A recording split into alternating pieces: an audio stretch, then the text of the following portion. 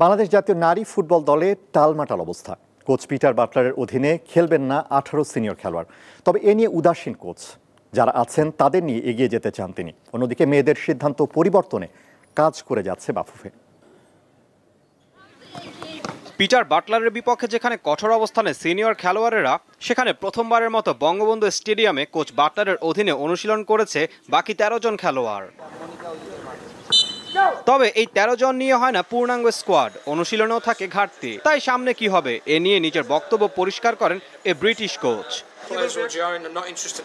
এখন যারা আছে তাদের সাথে অনূর্ধ্ব 20 দলের খেলোয়াড়রা যোগ দেবে। তারা দেশকে সেরাটা দিতে প্রস্তুত থাকবে।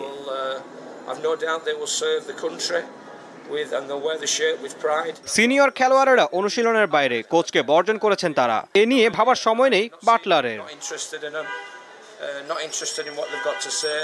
তবে দেশের স্বার্থে নারী খেলোয়াড়দের সিদ্ধান্ত পরিবর্তনের আহ্বান জানান বাফুফের নারী উইংয়ের চেয়ারম্যান। আমরা কন্টিনিউয়াস কাজ করে যাচ্ছি। আমি আজকেও মেয়েদের সাথে বসছি, তাদেরকে আমরা পক্ষ থেকে যতটা বোঝানোর আমরা সেটা বুঝিয়েছি। আর প্রেসিডেন্টও কাজ করতেছেন। প্রেসিডেন্ট আপনারা জানেন, সে অলরেডি একটা তদন্ত কমিটি করে দিয়েছেন। তারা আজকে হয়তো মিটিংও করবেন। তো আমার বিশ্বাস যে ভালো কিছুই হবে, খারাপ কিছু হবে না।